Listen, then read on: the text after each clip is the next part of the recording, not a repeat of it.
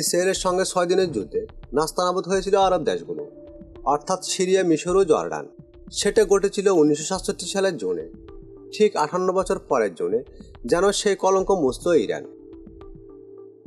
আজ শনিবার ইসরায়েল ইরানের মধ্যে চলমান ধ্বংসাত্মক যুদ্ধ 9ম দিনে গড়িয়েছে। বিশ্বের সবচেয়ে শক্তিধর দেশগুলোর সহায়তায় গত প্রায় 6 দশকে মধ্যপ্রাচ্যে অপ্রতিরোধ্য হয়ে ওঠা ইসরায়েল ক্রমাগত আঘাত করেও সামরিক দিক থেকে অপেক্ষাকৃত দুর্বল ইরানকে ধরাশায়ী করতে পারেনি। অন্যদিকে ইসরায়েলের বিভিন্ন গুরুত্বপূর্ণ লক্ষ্যবস্তুতে ক্রমাগত ক্ষেপণাস্ত্র হামলা চালিয়ে যাচ্ছে ইরান।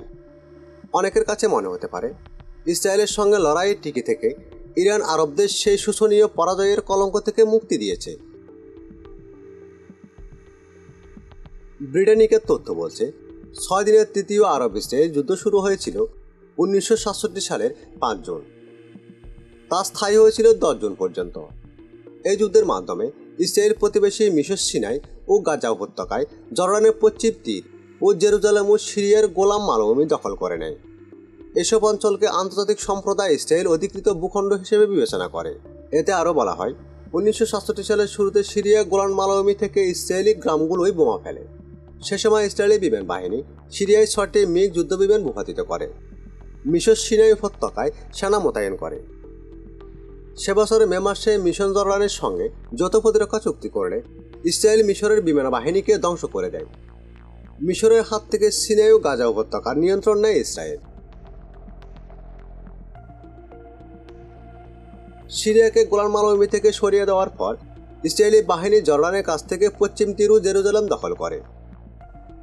এরপর সে আরব দেশগুলোর মধ্যে মিশর ও জর্ডান নিজেদের পরাজয় মেনে নিয়ে ইসরায়েলের সঙ্গে সম্পর্ক স্থাপন করে। 1979 সালে ইরানের ইসলামী বিপ্লবের পর তেল আবিবের সঙ্গে সম্পর্ক ছিন্ন করে তেহরান। শুধু তাই নয়, ইসরায়েলকে শত্রু হিসেবে ঘোষণা দিয়ে রাষ্ট্রীয় নীতি প্রণয়ন করে। ফিলিস্তিনিদের ভূখণ্ডে ইসরায়েল রাষ্ট্র প্রতিষ্ঠার বিরোধিতা করে শাহ আমলের ঘনিষ্ঠ মিত্র ইরান। এরপর থেকে একে অপরকে অস্তিত্বের জন্য হুমকি ভাবতে শুরু করে। মধ্যপ্রাচ্যের প্রভাবশালী দেশ দুটি 1979 সাল থেকে 2025 সাল, এই 46 বছর ধরে চলেছে একে অপরের প্রতি বিষেধাগার, একে অপরকে ধ্বংসের হুমকি। সে হুমকি শেষ পর্যন্ত সর্বাত্মক যুদ্ধের রূপ নেয় গত 13 জুন। সেদিন কোনো আনুষ্ঠানিক ঘোষণা ছাড়াই ইসরায়েল রাত গভীরে ইরানের উপর বিমান হামলা ও ক্ষেপণাস্ত্র হামলা চালিয়ে দেশটির শীর্ষ সামরিক বৈজ্ঞানিক ও কর্মকর্তাদের হত্যা করে। এরপর থেকে বিভিন্ন সামরিক ও পারমাণবিক লক্ষ্যবস্তুতে হামলা চালিয়ে যাচ্ছে ইসরায়েল। এই প্রেক্ষাপটে অনেকে ধারণা করছিলেন ইরানও হয়তো সে আরব দেশগুলোর মতো 6 দিনের মধ্যে পরাজিত হবে।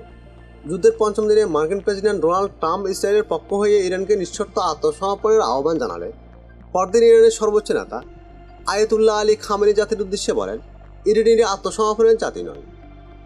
বাস্তবতা হচ্ছে ইসরায়েল সে আরব দেশগুলোর মতো ইরানকে 6 দিনে পরাজিত করতে পারেনি।